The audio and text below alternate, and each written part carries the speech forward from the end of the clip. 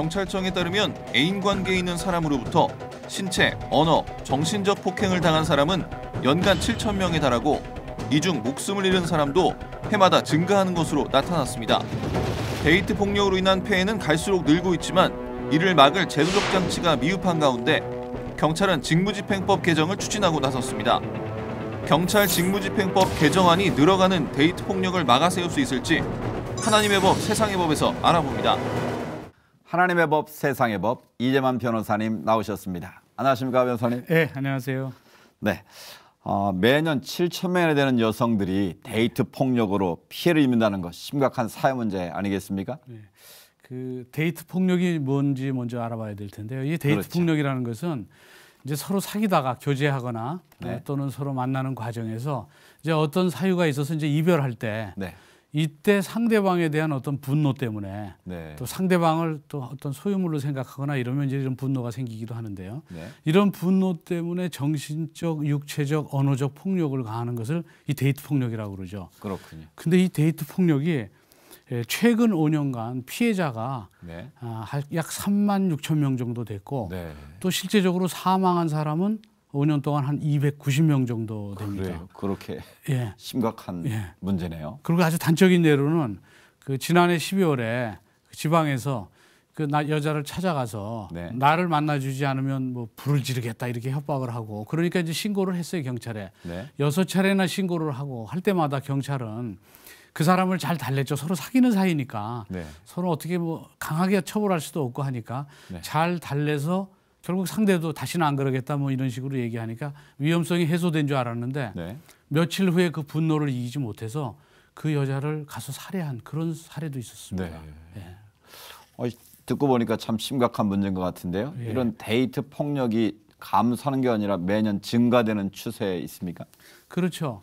그 실제적으로 보면 그 한 4년 정도의 통계를 보면 네. 그 데이트 폭력이 한 2배 이상 이렇게 증가하고 있어요. 네. 그러니까 점점 이 데이트 폭력은 이제 증가하고 있는데 이 심각한 폐해에 대해서 인식을 하지 못하고 있는 것이 문제죠. 네. 그래서 지금 데이트 폭력에 대해서 점차 이 심각성을 인식하고 이 점에 대한 예방이나 사후 조치 방안에 대해서 공론화가 되고 있는 것이죠. 네.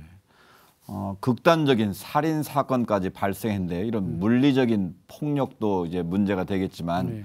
보이지는 않지만 이런 정신적인 폭력 피해도 만만치 않을 것 같은데.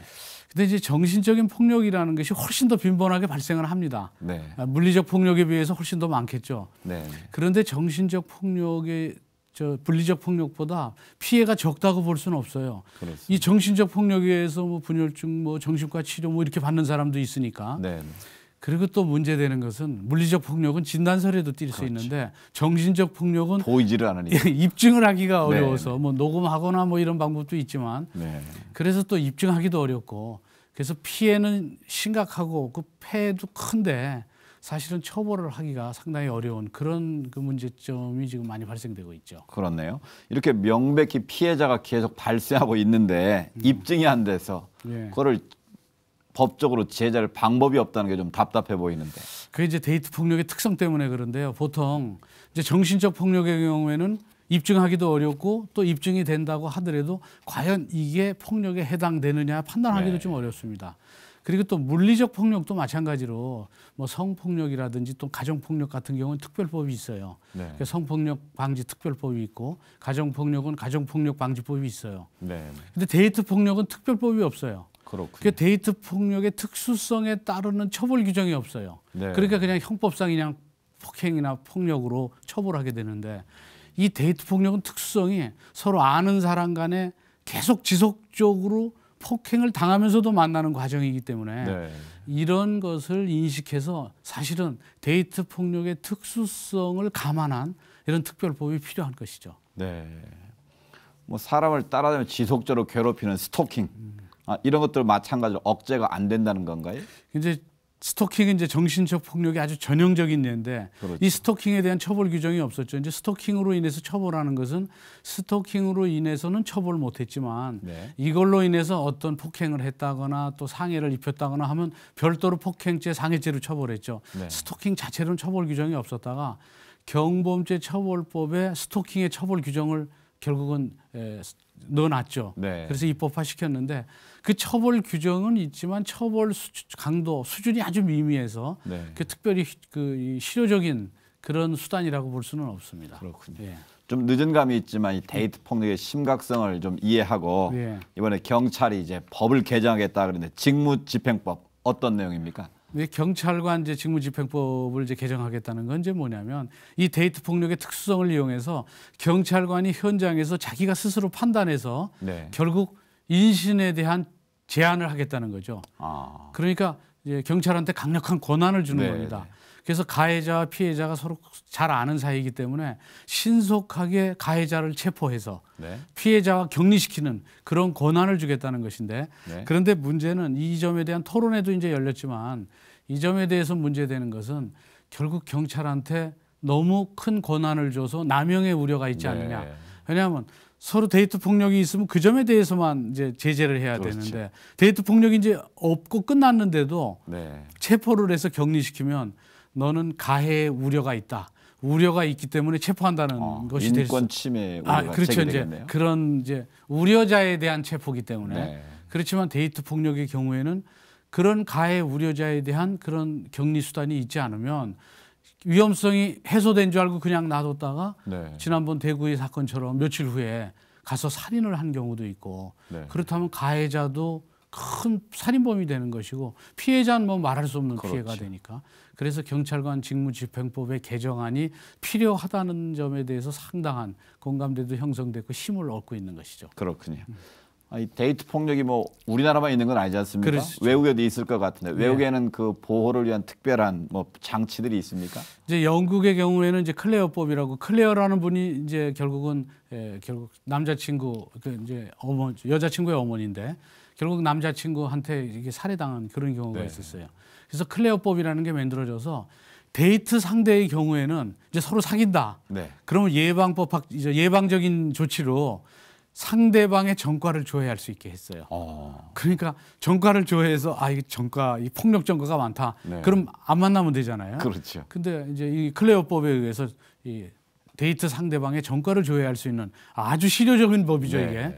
이제 우리나라에서 이제 이런 법까지 만들면 결국 이게 너무 개인적인 사생활 침해다 뭐 이런 얘기들이 있어서 네. 우리나라에서는 이게 이제 쉽지는 않겠지만 이런 클레어법이 있고 네. 또 미국 같은 경우에도 또 그들한테도 여성 폭력 방지법이 있습니다. 네. 이거는 이제 우리나라 경찰관 직무집행법처럼 문제가 생기면 바로 의무적으로 체포하게 돼 있고 예. 피해자하고 격리시키게 돼 있어요. 그래서 일정 기간 격리를 시켜서 네. 지금 그 가정 폭력 같은 경우에는 그 접근 금지 가처분이라고 그래서 네. 접근 금지. 100m 이내로 접근 못하게 하는 그런 절차 네. 같은 게 있어요. 가정 폭력은.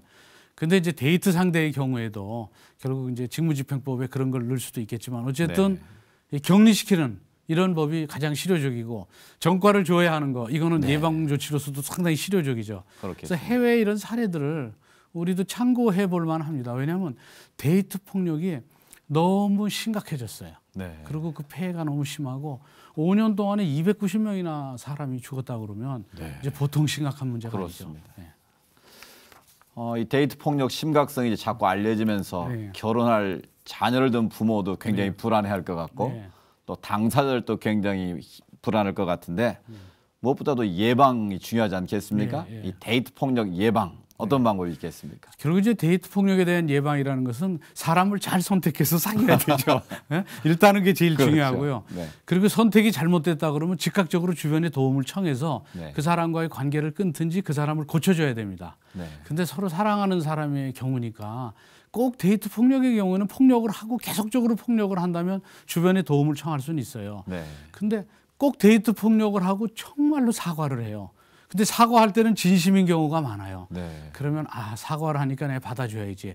그 받아주다 보면 또 폭력하고 또 사과하고 이게 반복되는 거죠. 예, 그러다 보면 이게 습관화됩니다. 네. 그러면 본인이 폭력범이라는 그런 범죄자라는 죄의식이 없어져요. 네. 그래서 상대방한테 죄의식이 있다는 걸 알려주고 또 사람들이 흔히 사회에서 맞을 짓을 했으니까 맞겠지 이렇게 생각하면 절대로 안 됩니다. 그런 인식도 좀 개선할 필요성이 그렇죠. 이 데이트 폭력에 의해서는 맞은 사람이 피해자예요. 네, 무슨 네. 동기를 부여했건 안 했건 간에 맞은 사람이 피해자고 때린 사람은 가해자고 폭력범입니다. 그래서 이런 가해자가 폭력범이라는 인식이 있어야 되고 피해자는 진짜 오롯이 피해자라는 이런 인식이 있어야 되고 그리고 그런 문제가 생기면 당사자도 이건 사랑하는 사람 간에 있을 수 있는 그저 사랑 싸움 모든 사람이 이런 과정을 겪는 게 아니냐 이렇게 생각하지 마시고 그 점에 대해서는 확실하게 상대방한테도 폭력이라는 인식을 심어주고 또 주변 사람한테 도움을 청해서 주변 사람의 도움도 청하고 그래서 이거를 그냥 쉽게 넘겨가서는 안 되죠. 그래서 이런 점에 대한 명확한 데이트 폭력도 폭력이라는 명확한 인식이 있어야 됩니다. 예. 뭐 가벼운 사랑 싸움이면 괜찮겠지만 습관적인 폭력이나 이런 부분은 좀 예방적 차원에서도 잘 대처해야 될 것 같습니다. 네, 그렇습니다. 데이트 폭력이라는 신조가 생기는 만큼 사회적 문제가 되고 있는 현실이 참 안타까운데요. 사랑이라는 이름으로 만난 관계에서 폭력이 일어나지 않아야겠고요. 무엇보다 이런 폭력이 엄연한 범죄라는 사실을 모두 깊이 인식하는 것이 중요할 것 같습니다. 이전 변호사님, 오늘 말씀 감사합니다. 예, 감사합니다.